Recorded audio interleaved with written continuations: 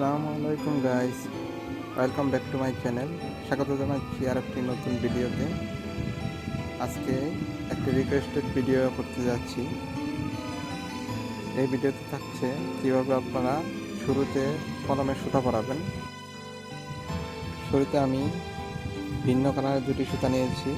একটি সুতা ব্যাকগ্রাউন্ডের জন্য, আরেকটি সুতা লেখার জন্য। লেখার জন্য আমি গোল্ডেন কালারটি বেছে নিয়েছি। এই গোল্ডেন কালার সুতাটাকে 8 থেকে 9 ইঞ্চি করে আমি টোটাল 28টি সুতা নিব। এই জন্য আমি কোনো একটি বইয়ের মধ্যে 14টি পাক দিয়েছি। 14 দোকানে 28টি সুতা হবে। আর যদি আপনারা কলমের দুই পাশ লিখতে চান তাহলে এর ডাবল সুতা নিতে হবে। দয়া করে ভিডিওটি শেষ পর্যন্ত দেখবেন, অথবা কিছুই বুঝতে পারবেন না।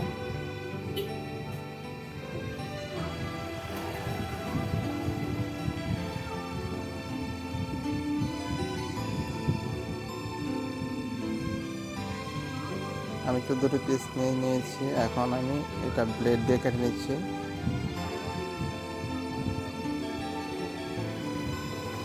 এবার আপনারা যেখান থেকে শুরু করেছেন ওইখান থেকে ব্লেড দিয়ে 14টি সুতা কেটে নেবেন। অর্থাৎ 14 দোকানে 28টি সুতা হবে এক পাশ কেটে নিলে।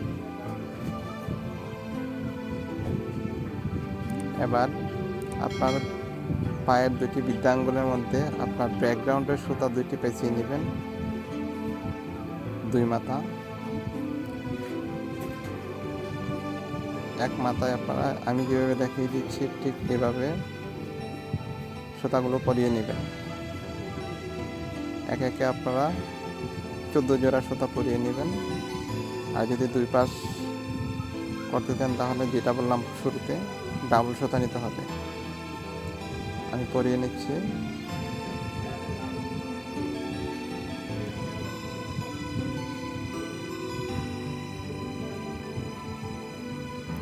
খেয়াল রাখবেন প্রত্যেকটা সুতা যেহেতু একইভাবে বাঁধা হয় ব্যাকগ্রাউন্ডের সুতাটির সাথে।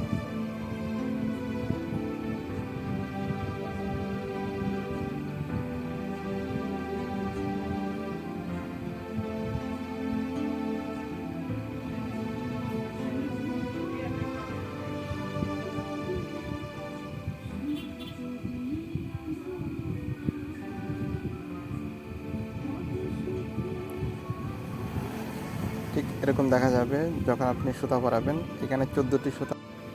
এবার হলো আসল কাজ। এখন আপনারা কৌশলে আমি যেরকমভাবে দেখিয়ে দিচ্ছি ঠিক সেভাবে আপনারা পেঁচিয়ে নেবেন কলমের মধ্যে সুতার মাধ্যমে। এবার যে অংশটি খাটো ওই অংশটি আপনারা বাম পাশে রাখবেন এবং ডান পাশে মেইন সুতা, যেটা দিয়ে আপনি ব্যাকগ্রাউন্ড পেঁচাবেন। কলমের সাথে যে রাবারটি দেখা যাচ্ছে সেই রাবারের উপর পর্যন্ত আপনারা ব্যাকগ্রাউন্ড সুতাটি দিয়ে একই জায়গায় পেঁচিয়ে নেবেন।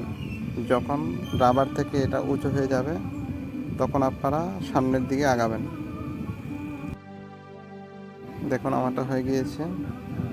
আজ এই পর্যন্তই বন্ধুরা, দেখা হচ্ছে নতুন কোনো ভিডিও নিয়ে। সেই পর্যন্ত সকলে সুস্থ থাকুন, ভালো থাকুন এবং বিউটি কুইন রাঙামাটির সঙ্গেই থাকুন। আসসালামু আলাইকুম।